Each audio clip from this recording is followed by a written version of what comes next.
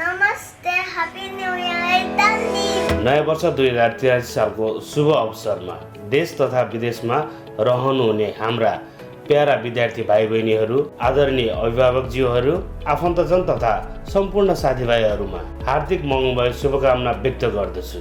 यो नयाँ वर्षले तपाईँहरूको जीवनमा सुख, शान्ति, सफलता र नयाँ उत्साह लिएर आओस् भन्ने कामना गर्दछु।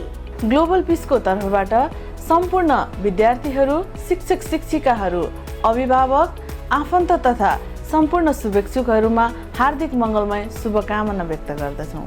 पुराना दुःख, घाउ र पीडाहरू बिस्तारै मेटिँदै जाउन्, मनका चिसा सम्झनाहरू समयसँगै हराउँदै जाउन्, नयाँ वर्षसँगै जीवनमा नयाँ पालुवा पलाओस्, आशा, सफलता र खुसीले हरेक दिन हरियाली बनाओस्।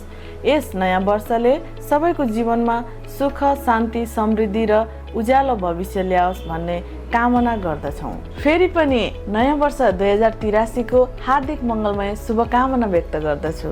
सबै विद्यार्थी, शिक्षक, आफन्तजन, अभिभावकहरू सबैजनालाई म ग्लोबल पिसको कोरियन भाषा प्रशिक्षकको तर्फबाट चाहिँ सबैजनालाई 2083 सालको शुभकामना व्यक्त गर्न चाहन्छु। सबैजनालाई सुख होस्, हाँसी खुसी दिन बितोस्। नयाँ वर्ष 2083 सालको पावन अवसरमा देश विदेशमा छरिएर रहनुभएका विद्यार्थी भाइ बहिनी साथीहरू, अभिभावकज्यूहरूमा उत्तर प्रगति, नयाँ सालले चाहिँ नयाँ जोस, नयाँ उमङ्ग, उन्नति, प्रगति गराओस् भन्ने हार्दिक मङ्गलमय शुभकामना व्यक्त गर्दछु।